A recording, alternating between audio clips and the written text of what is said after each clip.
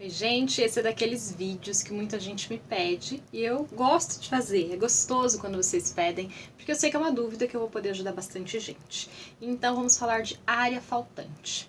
Quando a gente aplica o Bagua no Feng Shui, que é esse mapinha aqui, ó.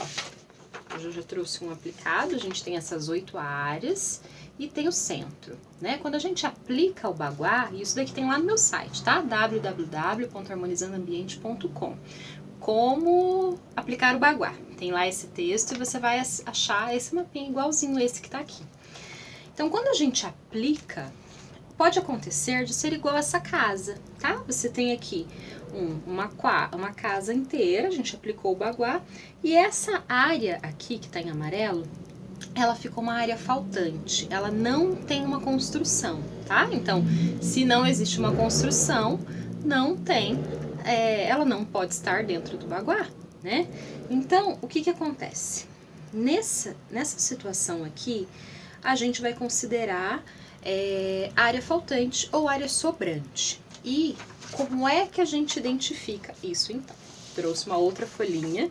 Vocês sabem que eu não sou boa nesse negócio de editar vídeo, dessas coisas, mas a informação tá certinha, tá? Então vamos lá. Quando a gente tem, ó, aqui a gente tem um exemplo de área faltante e um exemplo de área sobrante. A área faltante vai sempre ser aquela que vai...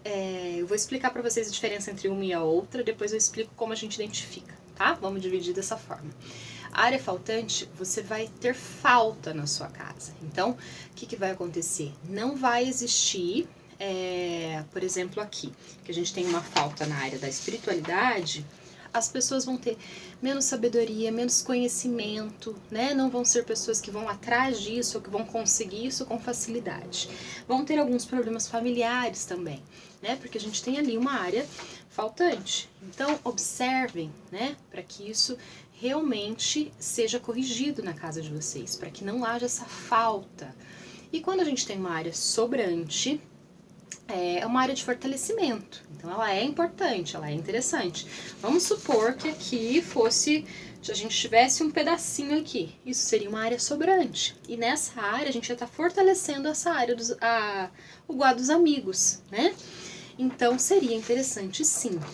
Mas pode acontecer algumas coisas que não são, por isso que eu vou gravar um vídeo exclusivo sobre área sobrante, tá? Essas áreas de fortalecimento para vocês. Então, como é que a gente vai identificar? Vamos lá. Quando a gente tem aqui, vamos supor que isso daqui tenha 20 metros, tá? Cada quadradinho amarelinho desse tenha 20 metros.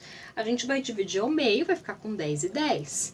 Quando você tem aqui, vamos supor, ó, você dividiu a parte maior construída, você ficou dentro da área da construção, você vai ter esse pedacinho aqui, vai ser uma área faltante. Quando você tiver uma área, dividiu em 20, né, ficou 10 e 10, e quando você tiver uma área que fique menor do que a metade, só esse pedacinho aqui, e a área construída for maior, você vai ter uma área sobrante. Vamos colocar com números, foi por isso que eu coloquei os 20 metros aqui. Fica mais fácil de compreender. Se eu tenho 10 e 10, aqui eu vou ter 20 metros no total. Se eu tiver 12, o que sobra aqui é uma área faltante. Se eu tiver aqui, no outro ladinho, o amarelinho, se aqui for 8, me sobra mais espaço aqui. Então eu vou ter o quê? Uma área sobrante, tá? É um pouco complicadinho de entender às vezes, você pode ter que assistir esse vídeo mais de uma vez para conseguir compreender. Eu vou deixar disponível também no site, aqui também no YouTube eu vou deixar disponível o link para você entrar no site com essa tabelinha aqui, tá? E mais explicações sobre área faltante, área sobrante, porque talvez você ainda tenha um pouco de dúvida. E é muito importante, né, que você consiga realmente fazer com que isso melhore, tá? Flávia, identifiquei a área faltante. O que eu vou fazer agora? Você vai pegar um espelho. Eu vou voltar aqui para outra folha.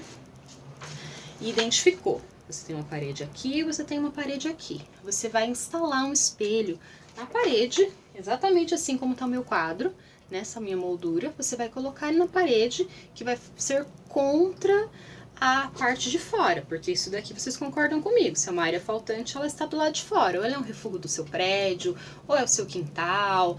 E o importante também, se você tem uma área gourmet, por exemplo, essa área gourmet, se ela estiver fechada e coberta, ela também pode estar dentro do seu baguá, não precisa ser considerada uma área faltante. Então, se você puder fazer uma construção para corrigir, é mais interessante do que você colocar a cura. As curas a gente utiliza quando a gente não consegue corrigir, tá?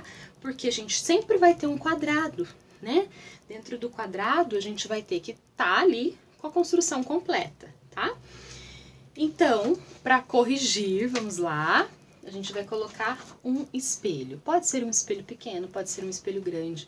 Dependendo do tamanho do seu espaço, você pode ir aumentando, mas pode ser um pequeno espelho sim, tá? Em qualquer uma das situações você pode usar.